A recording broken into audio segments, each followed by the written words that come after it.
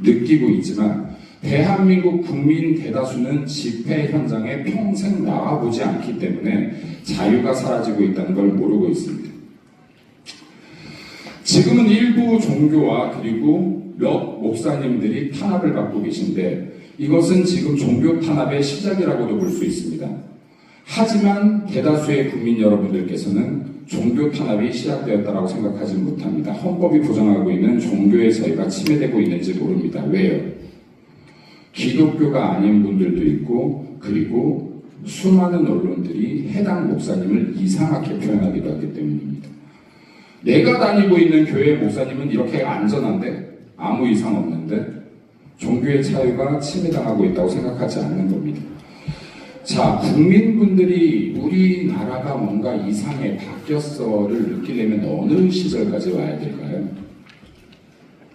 길을 가다가 경찰이 부당한 제재를 했는데 평상시처럼 당신 왜 이거를 제재합니까? 라고 했는데 뺨이라도 날려오면 조인트라도 누가 차게 되면 그때서야 경찰이 국민을 때려? 경찰에 신고를 했더니 대래 업무방해로 내가 피해자가 되면 세상이 바뀌었구나. 공권력에는 함부로 내가 말 한마디 하면 안 되는구나를 느낄 겁니다. 여기 우리 김장겸 국회의원님 혹시 페이스북 같은 데 욕설 들어보셨나요? 예, 저도 많이 듣고 있습니다. 지금 자유대한민국에서는요, 국회의원이든 장관이든 하물며 대통령이든 게시글에 막 욕설까지 적을 수 있습니다. 그럼 국회의원들도 사람이고 정치인도 사람인데 화나죠. 화나지만 도 닦는 심정으로 못 본 것으로 하자라고 참고 넘기지만 저는 아직까지 수양이 부족해서 간혹가다 댓글을 답니다. 그런데 어느 날 대한민국에서 국회의원에게 욕설을 달았더니 장차관에게 욕설 한마디를 달았더니 경찰서에서 조용히 소환장이 날라올 때쯤에 대한민국이 변하고 있구나. 권력에 덤비면 절대 안 되는구나 라는 걸 느끼기 시작할 때 대한민국 국민 대다수가 대한민국이 바뀌고 있다는 걸 느끼게 될 겁니다. 근데 그때가 되면 우리가 되돌릴 수 있을까요? 되돌릴 수 없을 겁니다. 그리고 중요한 것은 그때가 되어도 굳이 되돌려야 하나 하는 생각을 가진 국민들도 있을 겁니다. 왜요? 권력자나 권력 기관에만 안 덤비면 내가 누리고 있던 자유를 크게 침해당하지 않기 때문입니다. 여러분들 지금 중국 유학 갔다 오신 분이나 중국 여행 갔다 오신 분 계세요? 손 한번 들어보시면. 오케이. 꽤 있네요. 베트남 놀러 가본 적 있다. 우리 선배님께서는 우리 오정환 선배님께서 베트남 놀러 갔을 때 공산주의 국가라서 너무 무서워 눈치를 봐야 될 것 같아 있는 여행 기간 내내 불편해라고 생각하셨습니까? 아니죠. 이상하지 않습니까?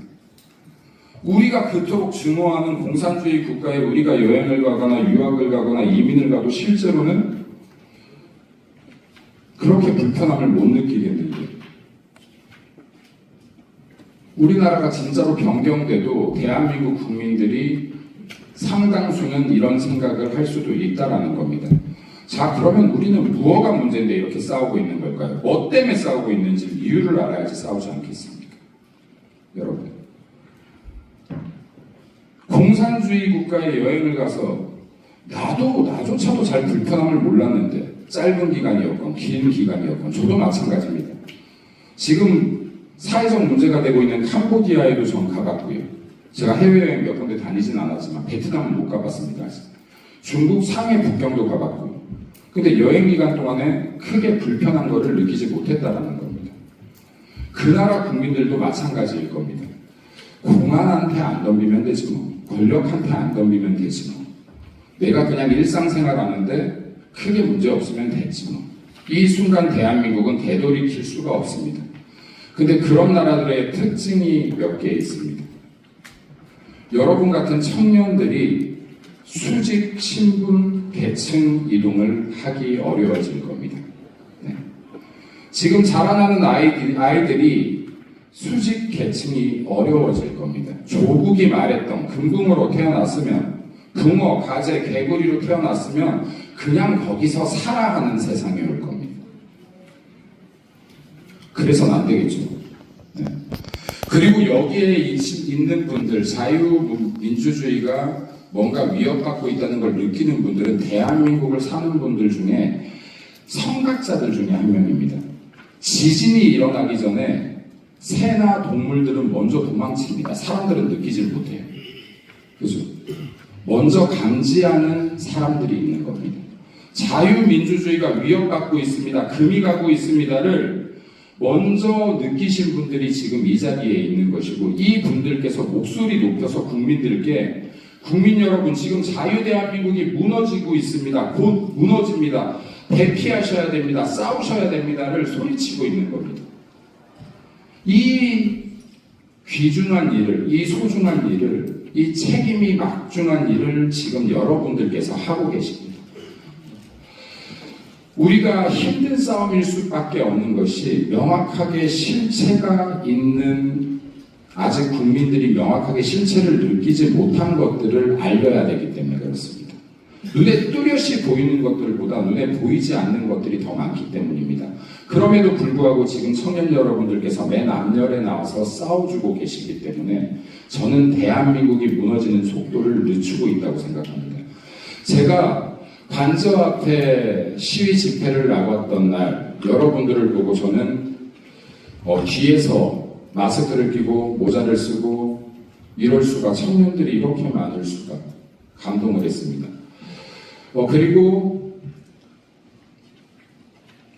법원 사태가 있었던 날부터 저는 책을 쓰기 시작했었는데, 물론 출간하지는 못했습니다만 책을 쓰기 시작했는데, 저는 여러분들을 처음 봤던 날에 느꼈던 소감이, 대한민국 청년들이 자발적으로 일어난 대한민국의 보수주의 운동이자 민주당의 독재를 이겨내기 위한 제2의 민주화 운동이라고 표현을 했습니다.